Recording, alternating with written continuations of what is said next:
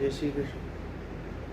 आज मैं आपको बताने जा रहा हूँ किस प्रकार भगवान राम ने जब गंगा नदी को पार करते समय वह जो नाव का चालक था, नाविक था, उसका नाम क्या था, वो नाव कहाँ से आई, किस प्रकार बनी, उस विषय में पूरी जानकारी मैं आपको बताने जा रहा हूँ। एक बार राजा चित्रकेतु आकाश मार्ग से अपने विमान द्वारा जा रहा था।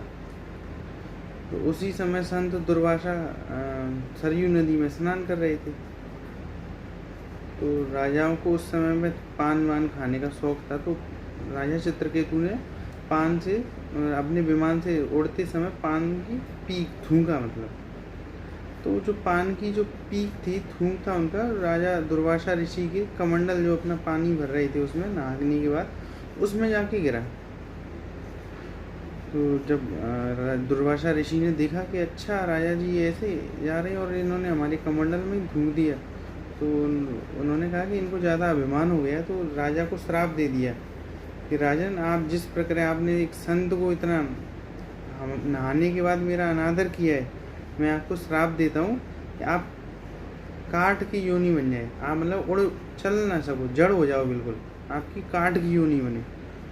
तो जब राजा चित्रकेतु ने ये सब सुना तो वो आकर के संत दुर्वासा के पैरों में गिर गया और उनसे माफ़ी मांग लिया।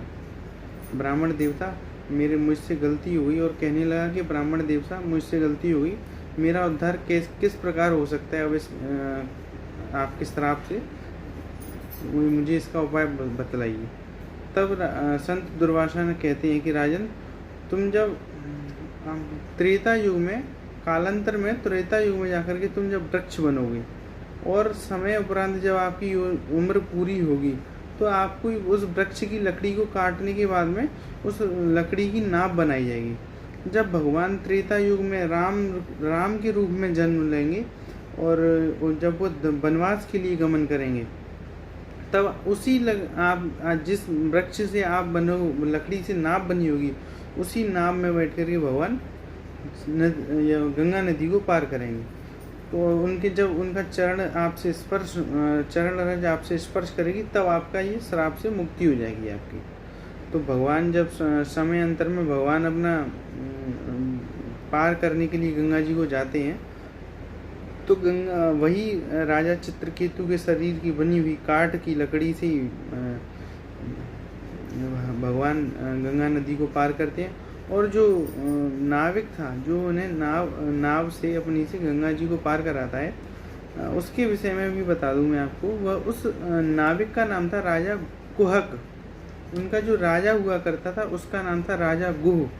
और जो नाविक था केवट, जिसको अपन बोलते हैं, उस केवट का नाम था राजा कुहक नाम से उसको जाना जाता था। तब जब कुहक ने उसको अपनी नाव में श्री राम जी को बिठाल करके और उनको पार कराया गंगा नदी को, तब भगवान के चरण के स्पर्श से ही उस राजा चित्रकेतु की काठ की योनि समाप्त हुई और वह अपनी श्राप से मुक्त हो गई। इसी समय में आपको बता दूं कि आपने सबके मुख से सुना होगा कि राजा दशरथ के पिता का नाम राजा अज था। लेकिन कृतवास रामायण के अनुसार, कृतवास रामायण जो दक्षिण में कम्मन की रामायण चलती है, महर्षि कम्मन के द्वारा रचित कृतवास रामायण में बताया गया है कि जो राजा दशरथ थे, उनकी माता का नाम इंदुमती था। चूँकि सभी लोग आपको उनके पिता का नाम राजा अज के नाम से तो जानकारी देते होंगे, लेकिन आप इस चीज़ को भी विशेष ध्यान रखें कि उनकी माता का नाम इंदुमती था, कृतवास रामायण के अनुसार। और भगवान श्री राम ने जो धनुष तोड़ा था, तो सब कहते हैं कि वो धनुष परशुराम जी द्वारा दिया गया था और ये था वो था, वो कुछ नहीं। अध्यात्म रामायण के अनुसार वह धनुष राजा जनक के जो बाबा थे, स्वर्ण रोमा, तो शंकर जी ने जब त्रिपुरासुर नामक राक्षस का वध किया था, उसका वध करने के बाद में यह धनुष राजा जनक के बाबा स्वर्ण रोमा जी को धरोहर के रूप में दे दिया था। उनको उनकी सुरक्षा के रूप में ये स्वर्ण रोमा जी को धनुष दे दिया। वह धनुष कहाँ से आया? स्वर्ण रोमा जी के माध्यम से राजा जनक को मिला। परशुराम जी का धनुष नहीं था, वह धनुष शंकर जी का धनुष था। त्रिपुरासुर राक्षस की वध के समय उन्होंने ये स्वर्ण रोमा जी को दिया। धन्यवाद। जय श्री कृष्ण।